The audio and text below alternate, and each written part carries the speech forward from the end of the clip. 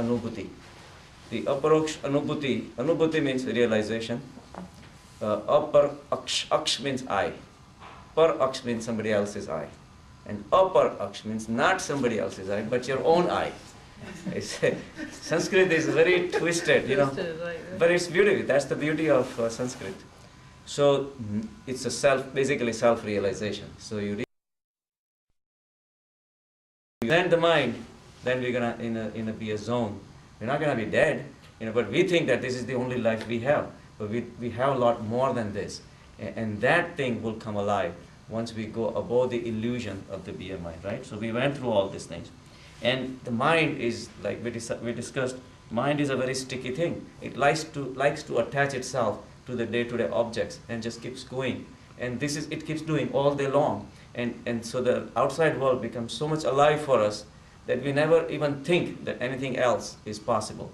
So that's where the problem is. So BMI, even though it's a gift to us to enjoy this world, at the same time it's a curse. It makes us forget the true consciousness that lies within us. So when we meditate and we transcend the mind and the body and the intellect, we still exist. And that existence is the true existence that we have, right? So the thing is that the BMI is a constantly changing thing. Same thing is the PFT, perceiver, feeler, and thinker. Those are our personalities. We perceive all the time. We feel. We perceive at the body level, we feel at the sense level, and we think at the intellect level. So again, PFT. So that's our personality. It's a part of our personality. Observer, experiencer, and thinker. Once we observe something, we experience it, and then we think. That's again, it's a perpetual process that's going on. But the problem is, it's a constantly changing thing. Because whatever we observe is a material thing. Whether your body is alive or not, doesn't matter, but it's still a matter made from the 5 elements, and it's going to dissolve into 5 elements. So, but those elements are again made out of atoms and molecules and persistently, continuously running electrons and center nucleus has protons and neutrons, and all these things are constantly changing thing. So what we are perceiving at this particular moment may not be what we perceive 2 minutes down the road or 2 hours down the road. So in that environment, we are trying to find something permanent. It's not going to happen. That's what Shankaracharya says. To rely on the outside world and to try to find something permanent is not going to happen. Because not only the outside world is changing, we are changing too. Correct. Our BMI itself is changing.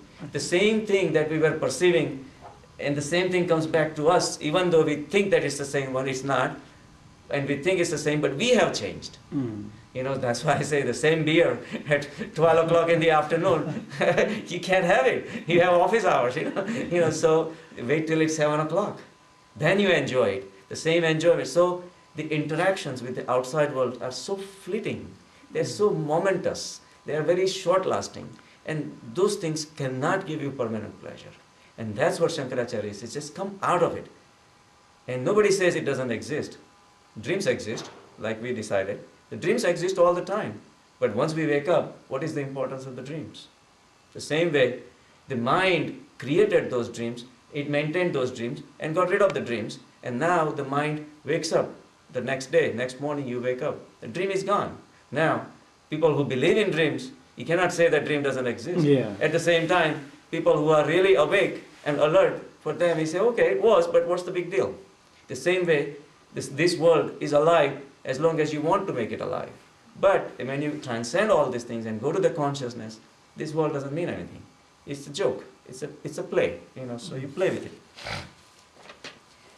So we decided, so now we want to reach to the state of liberation, the enlightenment. We want to reach there, right? So they say that there are 15 steps. So out of those 15 steps, 8 steps are the Patanjali. Like we already said that, so there is yam, niyam. Yam is external, how you deal with the external world. Niyam is what you believe, the kind of mental discipline that you set up inside, right? So that's niyam. And then asanas, all the postures that we do. Pranayam, how you regulate your prana, right? Then there is the dhyan, then dharana, then there is pratyahara, and there is samadhi.